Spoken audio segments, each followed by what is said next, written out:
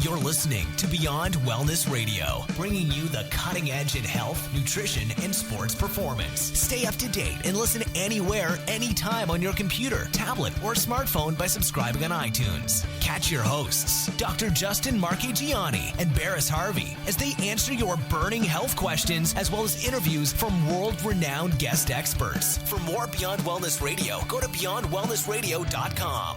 Hey there, it's Dr. Justin Marchegiani, and welcome to another awesome episode of Beyond Wellness Radio. We now have full podcast transcriptions over at justinhealth.com. Head over to justinhealth.com, click on the podcast button, and you'll be able to access all shows forward and past. And while you're there, feel free and sign up for the thyroid and hormone video series. Some great information there for everyone. And while you're there, you can also sign up for the podcast newsletter, where you'll get access to these podcasts right in your inbox before anyone else. While you're there, you can also schedule a consult with myself if you want to dive into any other functional medicine or health issues. You can also access my partner in crime here, Barris Harvey, at reallyhealthynow.com. Barris is also available for nutritional consults as well. Again, stay tuned for the show, and if you're enjoying it, please feel free and share it. Sharing is caring. Think of one person that could benefit from this show and share it. And also, feel free and head over to beyondwellnessradio.com/iTunes and send us a review. We really appreciate it. Thanks, and enjoy the show. Hey there, it's Dr. Justin Marchegiani here from Beyond Wellness Radio, and today we have a super awesome guest, Susan McCauley, and Susan has two websites. She has evolvednutrition.com as well as her podcast at evolvedrecovery.com. So make sure everyone checks out her site and signs up for her awesome podcast. Well, Susan, we're super happy to have you here today. Thanks for having me, Justin. How are you doing? I'm doing great. It's a beautiful day in Austin, Texas. I'm maybe hop on the boat later on tonight if I have enough time, but really excited to chat with you because the topics that I think we're going to address today are near and dear to my heart. Yeah, I think so too. The things that we do at Evolved Recovery is, talking, getting to know people and understand what addictions do and carrying the real food word out there beyond our little kind of paleo circle that we get into. We forget that there's so many millions of people out there that don't know what real food is. Exactly. And before we kind of get in, I want people to know your story because I think you got a really good one to share. What did you have for breakfast this morning? Oh, what I had for breakfast this morning is 2 chicken sausages from Trader Joe's, the chicken garlic ones, which are don't have any nightshades because I do have an autoimmune disease. And I had a couple bites of sauerkraut and some leftover grilled asparagus grown locally because asparagus is grown about 20 minutes from my house here in California and grilled by my husband out on the barbecue last night. Oh, wow. That just sounds absolutely awesome. So sweet. Yeah, that's kind of one of my normal. I don't eat eggs every day because of the autoimmune. I have something called ulcerative proctitis, which is the distant cousin to ulcerative colitis. Mm-hmm. And so I'm far enough along in my journey that I know what I can and can't eat. Right. And I can't eat certain things every day like eggs. I relegate those to the weekends with my bacon. And so a lot of sausage, the sausages from Trader Joe's, and I have a recipe on my website for some pork, zesty pork sausages that my husband says taste like the sausage inside the sausage McMuffin with egg from McDonald's. So if that's kind of thing that you like, then head on over to my website and grab that recipe. That's sweet. Awesome. Well, can you share with all the listeners your story? Sure. So my story actually kind of dates back about 16 years when I first got clean and sober from drugs and alcohol. I'm starting to write more and more about it, and you can find some information on my website. So my bottom happened 16 years ago, and I got clean and sober, but didn't, I never had a problem with my weight. I had a period of a couple years one time when I gained a whole bunch of weight, but, took it right off. And so health really never was on my radar, even though my mom had died of lung cancer that metastasized to brain cancer when I was 9, and she smoked cigarettes. But I smoke cigarettes because that's kind of what you do when you're in recovery. You smoke cigarettes and you drink a lot of coffee and you stay up late. and you eat fast food. And that's kind of what I did for about 7, 8 years until I decided, probably smoking cigarettes wasn't going to keep me alive for very long. And it wasn't pretty or sexy, or it didn't smell good. It was all these Yeah. things. And so I quit smoking.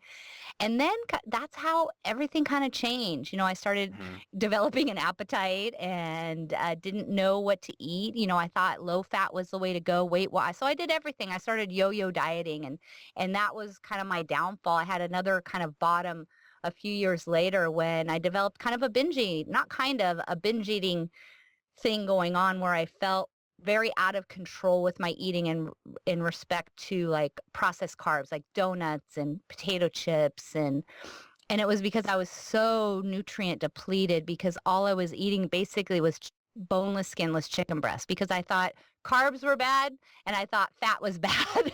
Oh my gosh. Yeah, I know. So you can imagine I was just so depleted, and I developed some digestive issues, and Kaiser couldn't tell me what was wrong with me. And then my husband I was just like at my wit's end, and I was crying a lot. And he did, guys, you know how it is. You Yeah. want to fix. And so he found something called Whole30.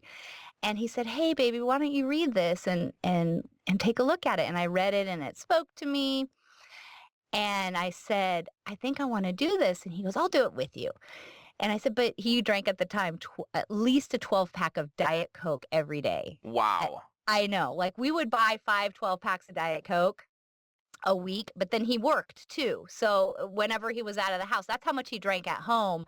And I said, "But you can't drink Diet Coke." And he doesn't have a problem with drugs or alcohol. He's like completely normal kind of guy. And he goes, "I could do anything for 30 days. And we just never looked back. We started like the next Sunday, and my binge eating thing, I still have my moments, don't get me wrong, but that was relieved. My digestive symptoms kind of went away, and I didn't even put two and two together till about 4 years later. But what I really noticed was my brain seemed to work better, and nothing seemed to be as hard. When you're in recovery, when things don't go exactly how you want, which I think happens Right. to people that aren't even in recovery, it's very stressful, and we don't have, I guess, a good way to relieve that stress like other people might, like by having that glass of wine at night. Hmm. Hmm. But everything seems so much easier. And it was just like finally I realized so I quit my job. I, had made upwards of 6 figures, and I was a executive at a food manufacturer, and I was miserable, and I quit my job and I went back to school to become a holistic nutritionist. And that's when I learned in school why everything was working, was because my brain actually had the nutrients it needed to make the things that it needed to make me feel good.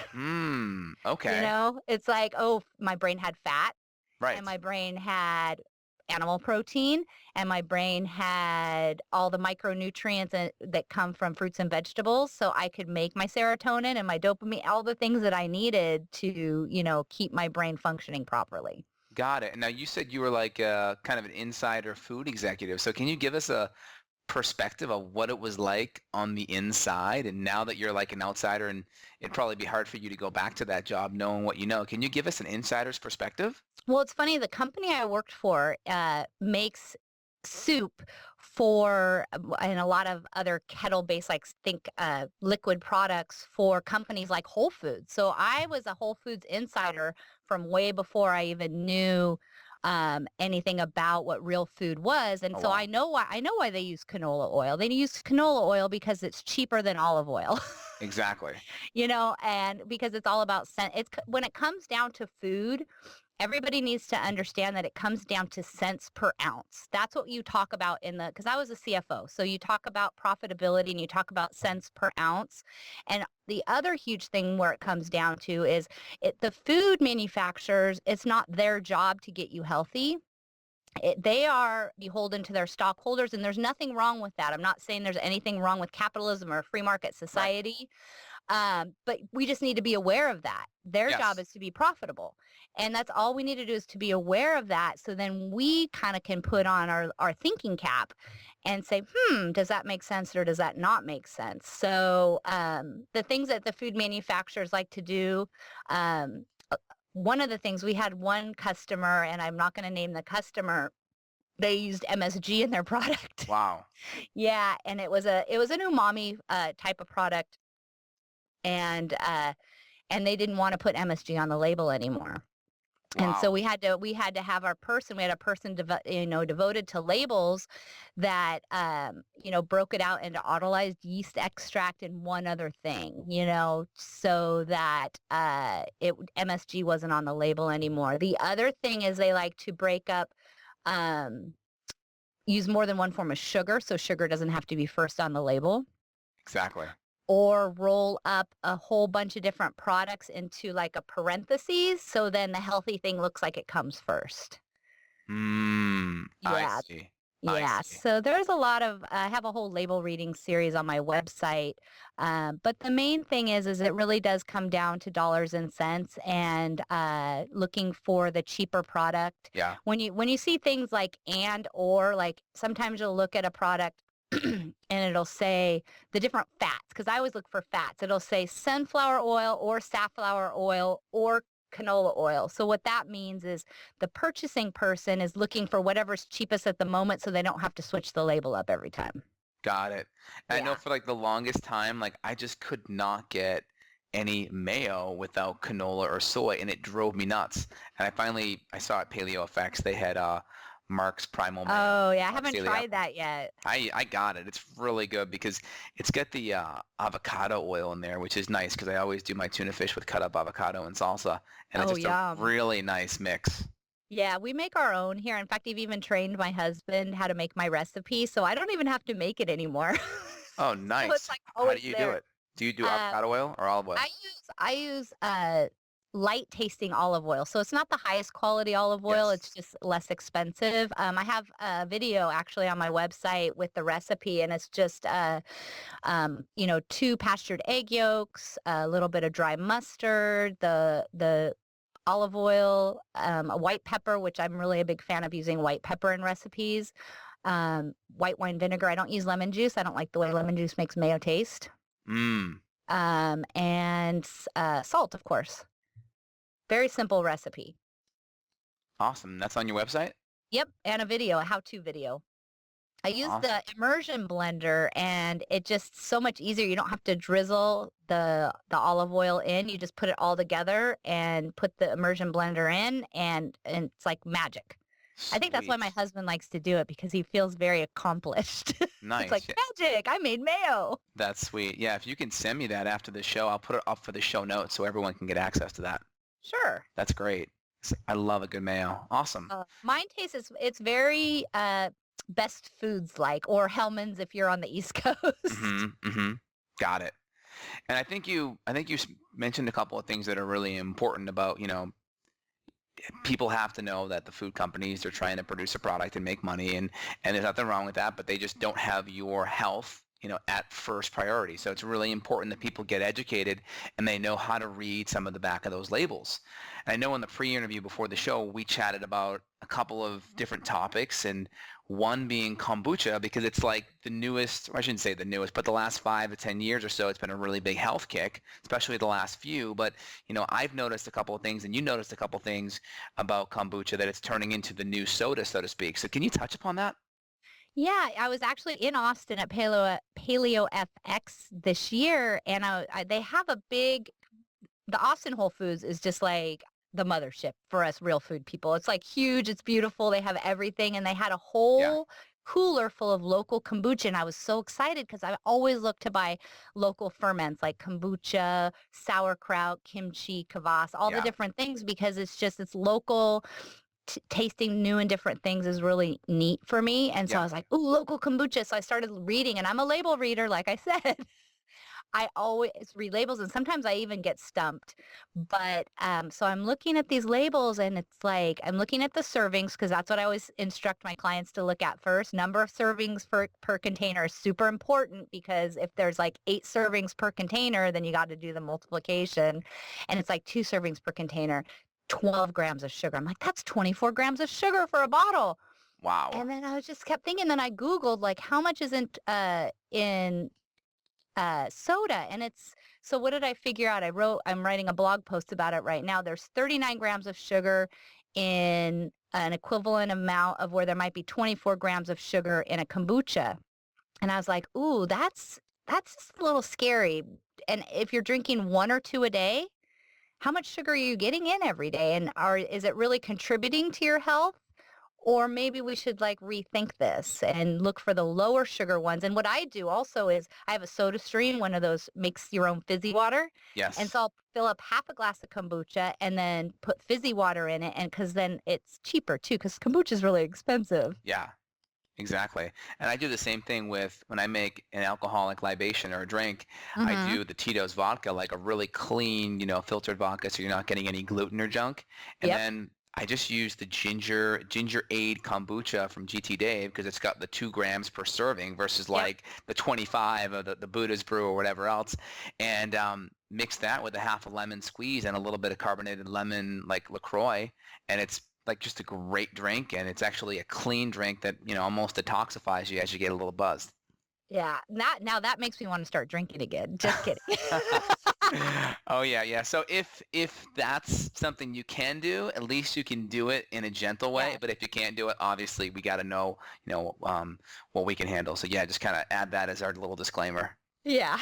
If Now, you're having 5 or 6 of those every night, probably not a good idea. yeah, ideally moderation, make it part of your maybe 10% or 5% or even Exactly. 1%, and maybe even 0% depending on what you can handle. Yeah, because there are studies, like, because I don't drink, a lot of times people make the mistake to think that I think that everybody shouldn't drink. And there are studies that say that moderate alcohol consumption can actually be healthy. So if you Yeah. can, go ahead. I have no judgment. And on that note, can you just talk a little bit like, so we have this whole idea of addiction, which is, some people may be addicted to exercise, addicted to a lot of different things. So how would you, like, where does the line cross where it's a healthy addiction and now it's an unhealthy addiction? How do you define that when you're working with your patients? I don't think that there really is any healthy addictions. You can draw the line between what I call process addictions and then Hmm. substance addictions. So process addictions are like exercise, gambling, shopping, Right. and then there's the actual chemical addictions, uh, like drugs and alcohol, prescription pain medication. When you talk about all the different, because we're not just talking about illegal drugs, because prescription drug addiction is a huge thing as well, and it's a really hard thing to combat because most people think because it's legal and their doctors prescribed it, it's okay. Yeah. And so when you talk about exercise addiction, I have had clients that do exercise too much, and it's kind of hard to back them off. And that's where kind of like the adrenal stress index tests help Yeah. to show them where they are on that line. But with my luck, every time I run a test on a client when I'm trying to show them something to get them to make a change, it usually shows the opposite. Right. Right. Like it'll say, oh, they're adrenally fine. I'm like, oh, I can't try to get them to slow down. Um, and then like a food addiction. And I think food addiction is to me, it's a fascinating subject because there are actual 12-step programs devoted to helping people kick food addictions. And I'm not sure how well they work. And that's where I probably make a lot of people mad and become very controversial Yeah. because a lot of these 12-step, and in general, in favor of 12-step programs because I do help. They're not for everybody, but they do help a lot of people with their issues. But when it comes to food, some of the crazy things that go on inside these 12-step programs, like I've heard things like you can't have any spices and you can't eat more than 1 fruit at any time, like crazy rules that I think it can develop into eating disorders, Yeah. and anorexia and bulimia. I remember I had somebody call me one time from Vegas who was in recovering alcoholic, but she was also trying to lose weight. And she said, I broke my abstinence. And that means in the eating programs that basically you relapse. And I said, well, what did you do? And she's in Vegas. Okay. Yeah. All those So buffets. think of the buffets. I And she's know. like, she goes, I went to Denny's and I scrambled eggs and I asked them like you told me, to make sure that they used butter and that they didn't add any pancake batter, all the things, the crazy Yeah. things they can do. And then I didn't get the potatoes. I got the fruit cocktail or the fruit. And it was cantaloupe, honeydew, and watermelon and strawberries. And I ate it. And I said, okay. And I'm trying to wait for the diving headfirst into the dessert buffet part of it. Yeah. And she's like, I had more than one fruit at one time. And I'm like, oh my God, we need to stop this craziness. This is not any way to live long term. And I also think that food addiction feels really addicting when you're in the moment of it because your brain's not working right, like we talked about earlier.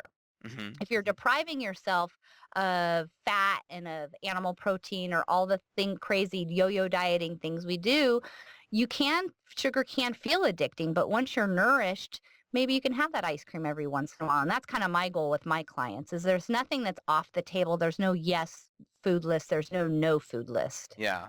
And in my family, there's a history of addiction.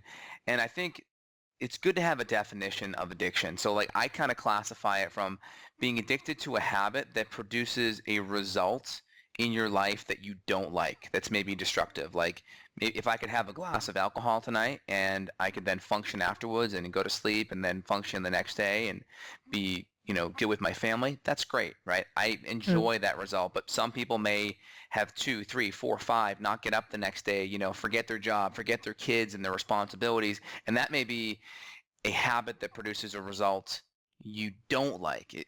How do you feel about that kind of classification? That's a good classification. How I kind of classify it is it kind of a two-part question. If once you start with that substance or process or whatever it is, you can't stop. Or if you really want to stop, but you can't, you really want to not do it anymore, but you can't.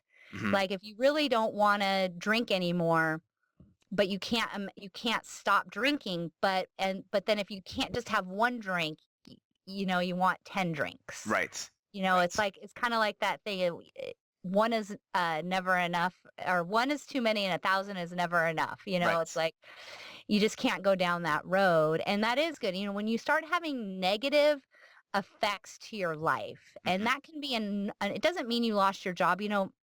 I know people that got sober and quit drugs and they still had 2 cars in the driveway and their wife and their kids and all that. And then there's other people that end up in jail and lose everything and homeless. And so there's a huge spectrum of things. And they've recently changed the DSM-5 as which classifies psychiatric disorders. They've recently changed the way they look at alcohol and drug addiction. And so it affects more people, but then it doesn't affect as many people to say you need to be abstinent. They're working on something what they call harm reduction. Mm-hmm. And if they can get some people to not drink as much or not use as much, but maybe not be abstinent because they keep failing at that, mm-hmm. then that's kind of where the goal of the CDC and the AMA is right now, is this harm reduction.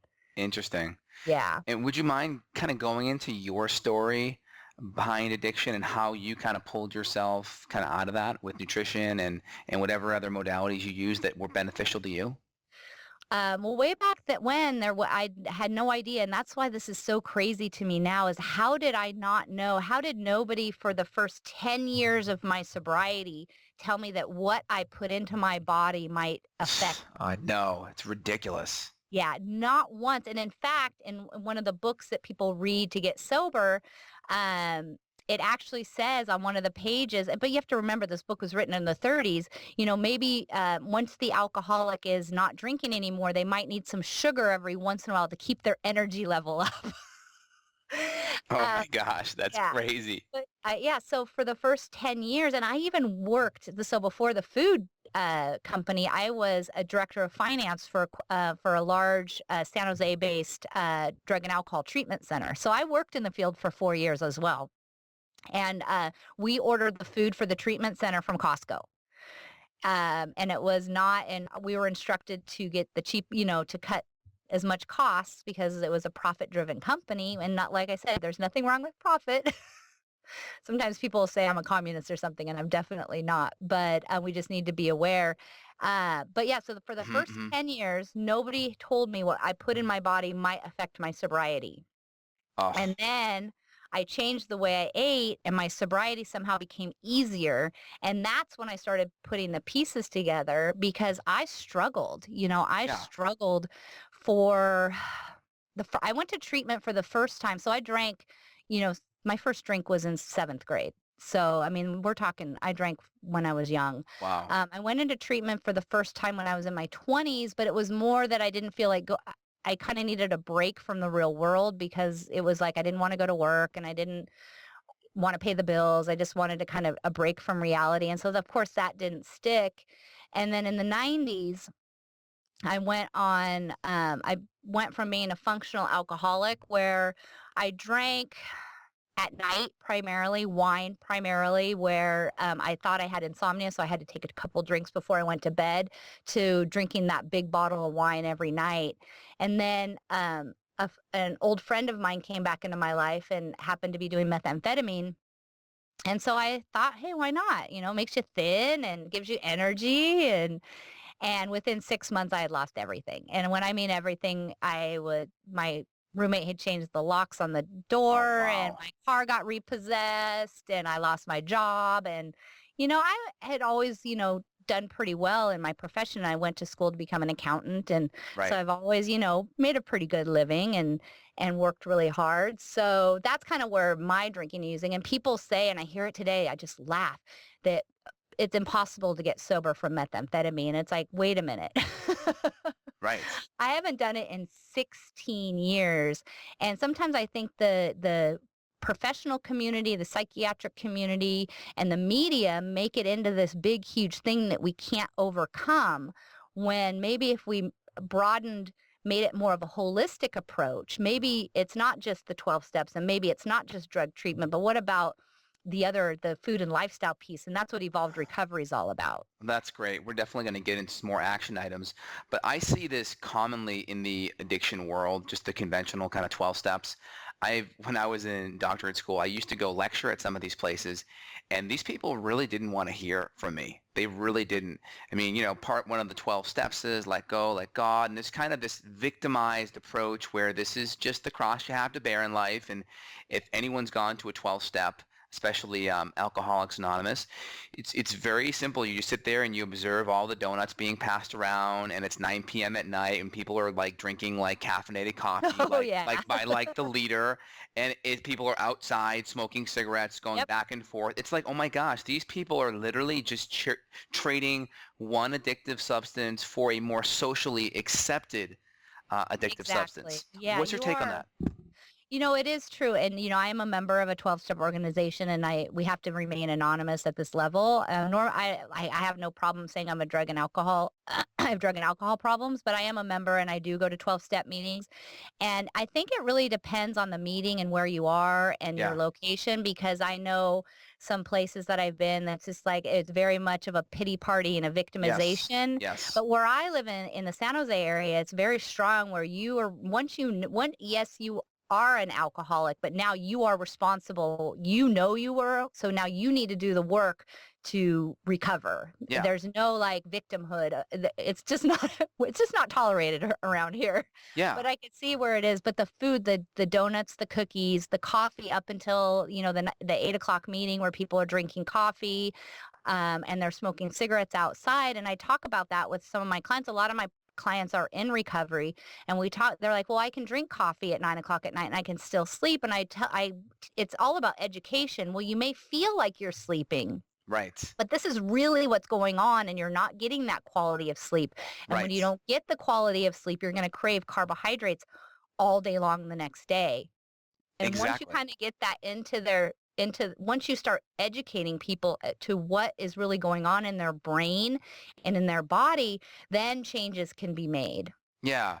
And I think, you brought an interesting analogy back when you said you were 7 years old and you had that first, glass of alcohol, if you will. What was that like? What did that do to your internal dialogue, just to your mental status? Did you feel like for the first time you felt normal? What was that feeling for you? Well, I wasn't 7. I was in 7th grade. Seventh grade. I'm sorry. Seventh grade. No, it's okay. Some people do. I mean, some people's parents give them alcohol Yeah. at young ages, Yep.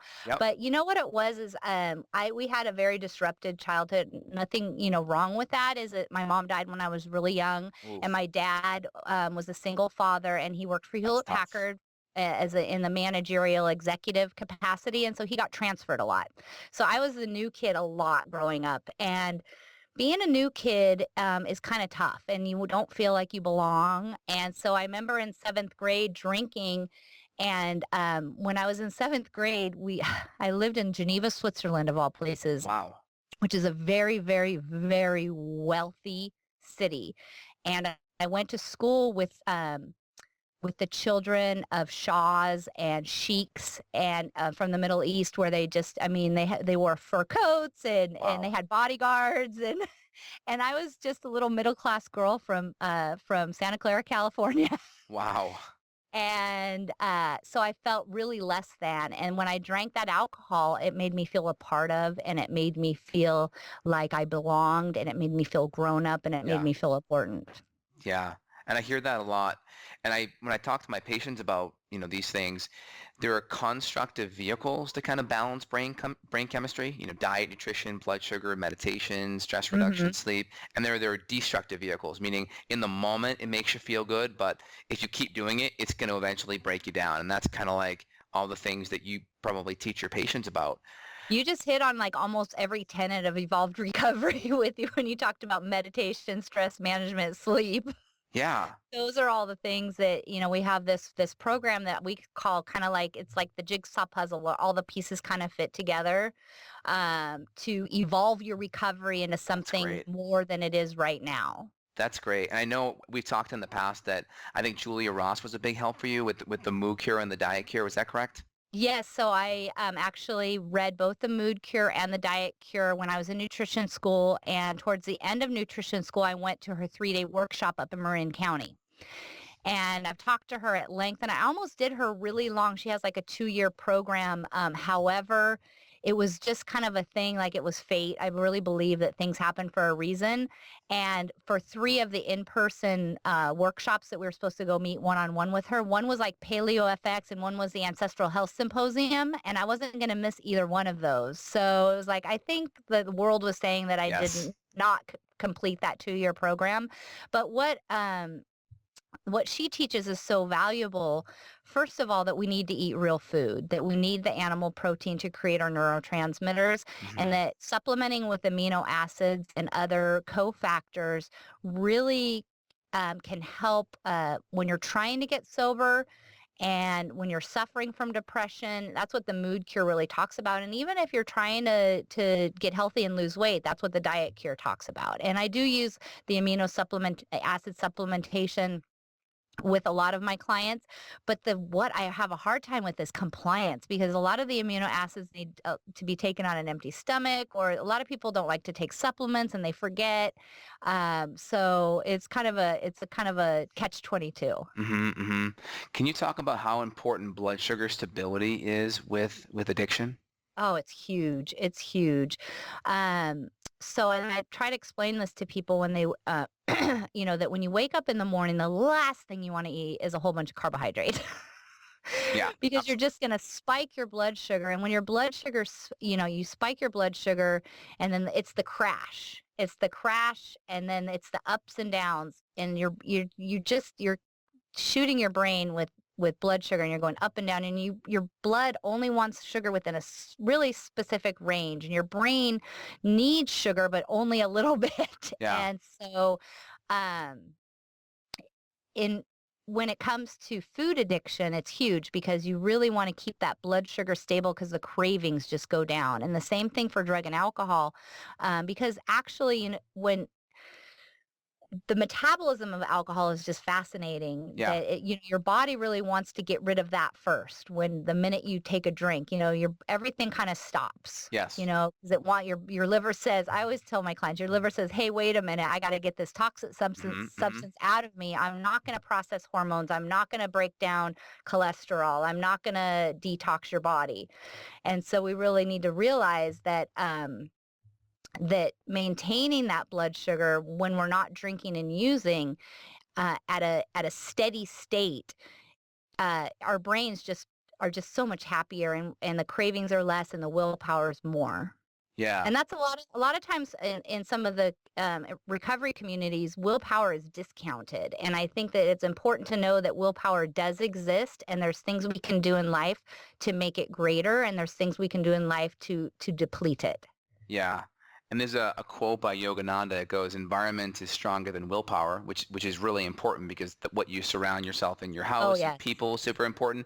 But I even go one step beyond that, where hormones and physiology and biochemistry is stronger than willpower.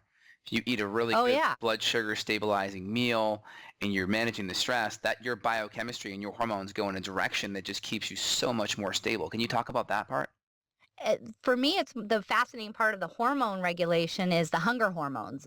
To me, come first, because a lot of times we come into this with diet mentality that we have to be hungry and to lose weight. And so we're dysregulating the leptin and the ghrelin. And so that's kind of the thing that first gets disrupted. And when you're hungry and these hormones start getting disrupted, it's like a rubber band that's slowly being pulled back, and then you're going to let go, and then you fall headfirst into that pink box of donuts. Yeah, absolutely. And just for the listeners, so they can kind of connect the dots, when you take a lot of sugar in, what happens is you spike this hormone called insulin, and that shuttles in particularly tryptophan and L-tyrosine across that blood-brain barrier more than any other amino acid. So that spikes serotonin and dopamine. So when people talk about sugar being addictive, the reason why it's addictive, it's spiking these neurochemicals in the brain. The problem is doing that long-term will actually deplete those levels. And that's why Susan's talked about the amino acids, because those can actually replete it. So I know there's been studies, for instance, with rats will choose Oreo cookies over cocaine. Are you familiar with that study? Yeah, there's a lot of interesting rat studies with addiction, but yeah, I am familiar with that one. And can you talk about like what supplements you use to modulate dopamine and serotonin? I think you mentioned some of the amino acids. Can you go into specifics? So like patient comes in, what would you do supplement-wise? So this is what I start with. So it depends on the client, because I'm a nutritionist. I don't have patients. I have clients, scope of practice. And so most of this beginning supplements I use with people, I use a lot of 5-HTP in the afternoon and the evening between lunch and dinner, and then between dinner and bedtime. I do sometimes use L-tyrosine depending on the person. I try to get them off coffee if they're going to use L-tyrosine because it can be overstimulating. I do use some chromium polynicotinate to help balance blood sugar. Great. And to help with cravings.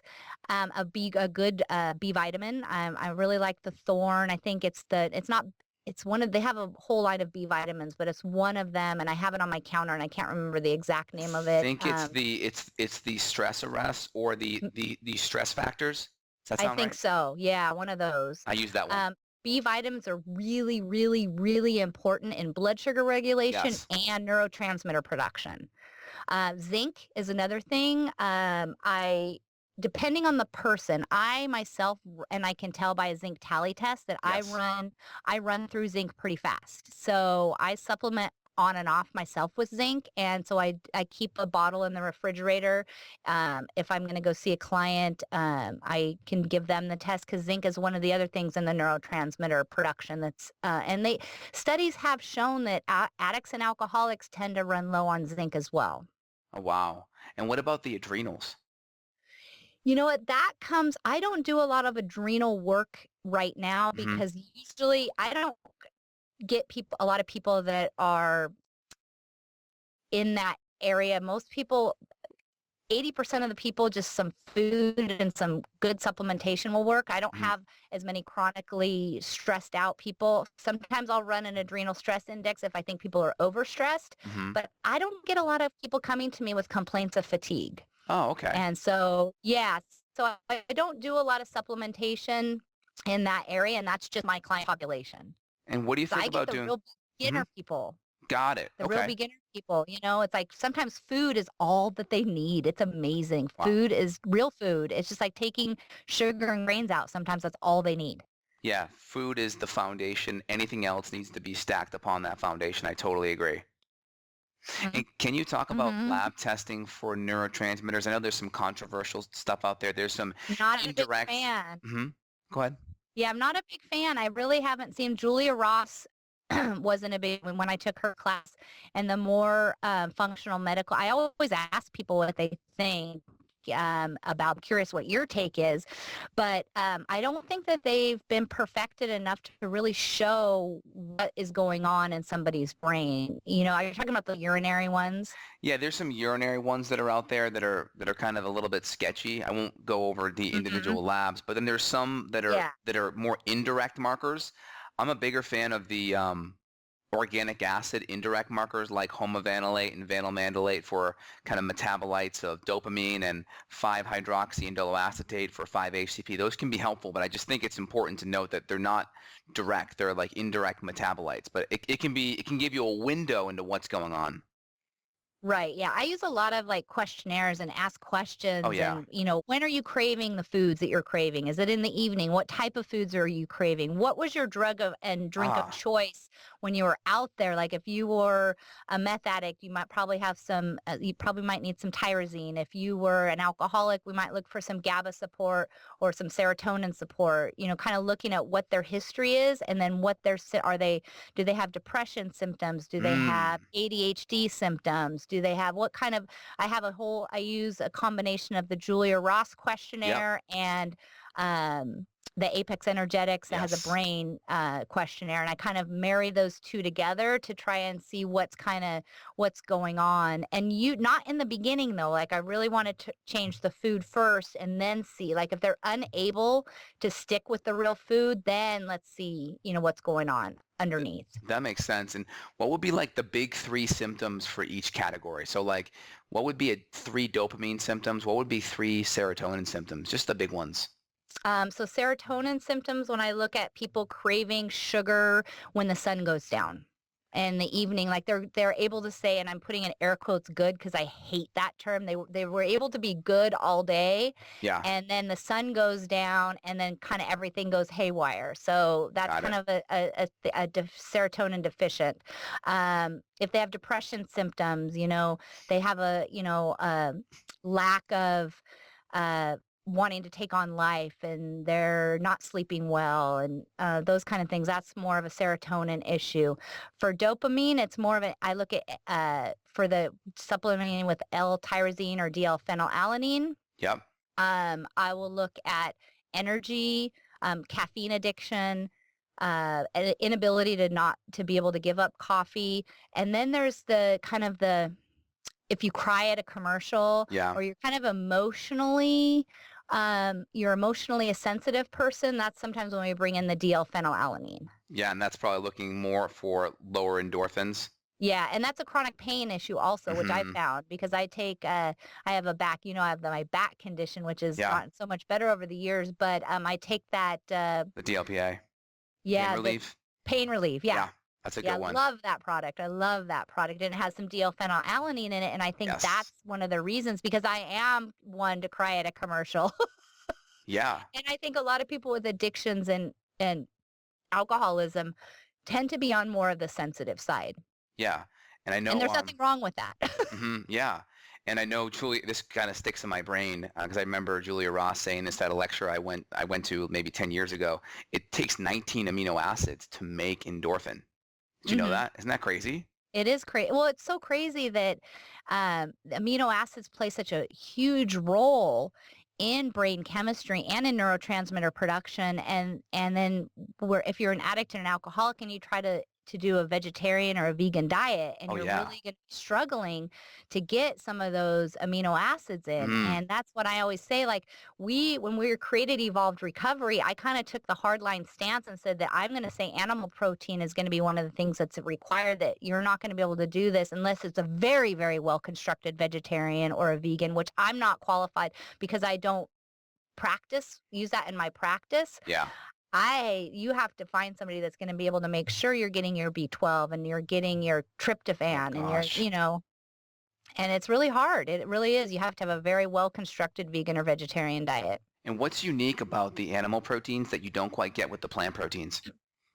Well, first of all, they're easier to digest, Hmm. so you're going to get more out of them. Yep. And then the tryptophan, if you look at what goes into the serotonin pathway, you need tryptophan is the main ingredient, and you're really going to get that in with the animal proteins, and you're going to be able to get the most out of it that you can.